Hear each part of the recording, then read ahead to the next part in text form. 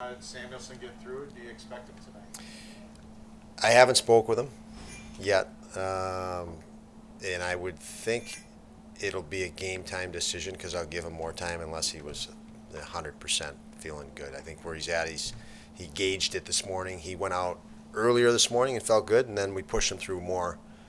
The coaches did, so we'll see how he's responding to that and give him the afternoon. And if he responds fine, he's good to go. He'll go in. Was last game maybe Will Butcher's most active game maybe in the Yeah. zone? I mean, he was noticeable. He was noticeable. He looked like the Will.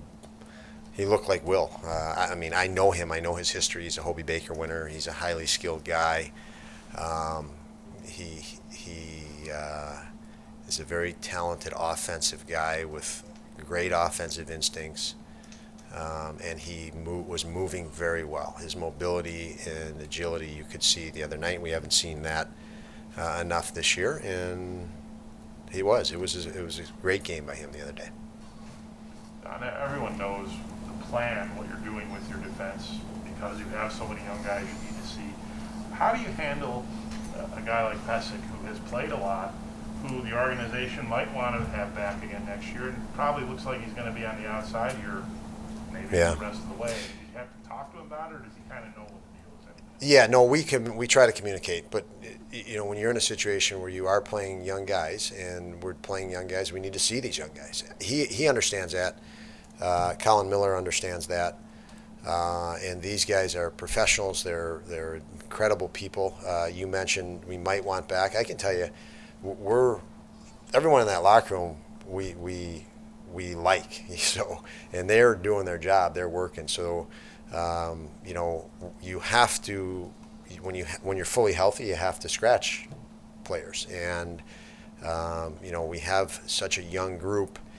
And this young group needs to get experience. I've mentioned that I personally prefer having them not have to look at a guy next to him, just get out there and get after it for direction. I think Dahlin and Yokoharu are veteran enough guys. They have gone through enough battles that they are exceptional leaders, and those two have been really good.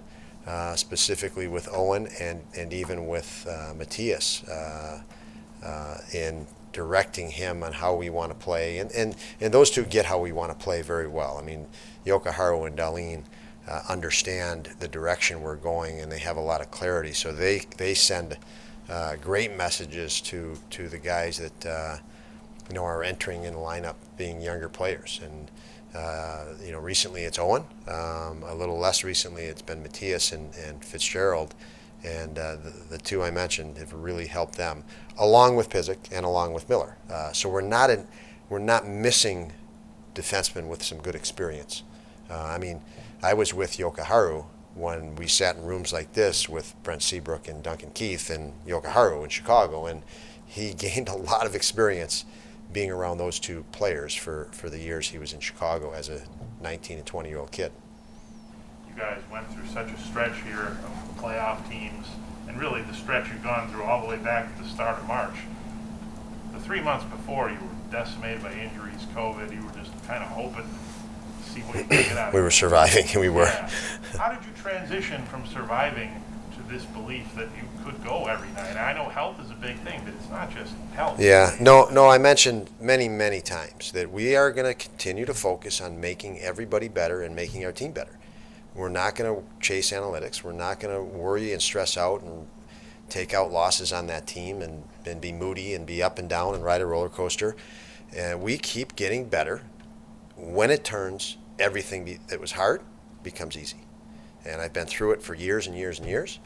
And we need to get to that turning point, and we're still fighting to get to that turning point. But you just keep making Tage Thompson better and Casey Middlestead. And we have talent. We have unbelievable talent here, and guys that want it. They're hungry. They work. So they all start getting better collectively every day. And I've said it to this room.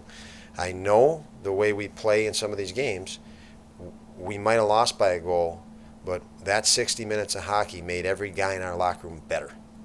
I don't know that it makes the other team that we just played every guy in that locker room better, because some of the guys are 30-some years old. Some of the guys have been in the league for 10 years. Some of them, they're on their way. You know, you hit a certain age, you can only stay where you're at or get worse. And we have, you know, guys going in every game, they're getting better, better, better. So at some point it's going to turn, and everything that's a challenge becomes easy. Like I said, I've lived it plenty, and we're fighting for that day, and it's going to come. Are you switching anything in goal, or any of the forwards switching in? Yeah, you know, Paul, the goalies, I'm going to have another talk with Mike Bales here, and we play back-to-back, so I would expect both of them to play. Who it is tonight, you know, I don't want to say until I confirm with Mike and we go through that. And then you mentioned, well, I'm sorry. At forward, are you going to switch? At forward, I think we're going to do what we did in practice. The guys were excited about it. They're you know, you say that and then you're like, well, weren't you excited about your old line mate? And they were excited about that too. But I think you know, there was good energy yesterday in practice, and they like that challenge that I put in front of them to be interchangeable. So we're gonna go with what you guys saw yesterday in the skate. That would pull Eakin out. Eakin's still, you know, has some mobility issues that he's challenged with. Bjork will go in, as you saw in the skate yesterday. Don, is it too easy to suggest that Mattias Samuelsson's absence was really noticeable on the penalty kill last night?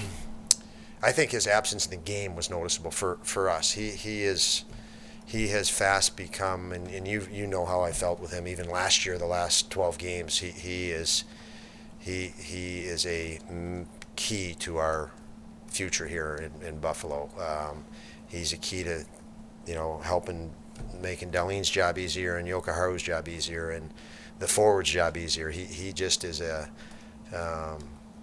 he's one heck of a defenseman, one heck of an athlete. So yes, we did miss him in that. I thought the guys did well. I thought Owen did well.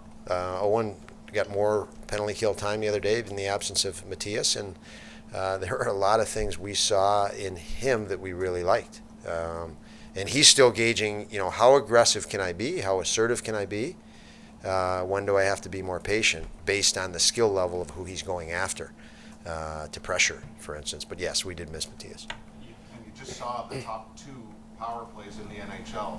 What collectively do your guys get out of that? Like, how is it when you're breaking down film beforehand and then experience it in game situation? Like, are they that different than a lot of other teams? Like, what is well, the best teams, in this case, the best power plays, they hold you accountable for your mistakes at a greater rate than a lesser. That's it. I mean, so you can make the same mistakes, but a lesser group or lesser team might shoot the puck over the net, might miss the guy back door. Where you know, the best teams are unforgiving. Florida has had their mojo the entire year. So you make a mistake against them, it's going to end up in the back of your net faster than a lesser team. So they take advantage of mistakes quicker, which holds you more accountable for details, which is, you know, what I've said all along. The better the team, the better for us, because it just helps us learn, you know, the details of the game and be accountable and learn to being accountable for them, you know, more often. So. Thank you. Yep.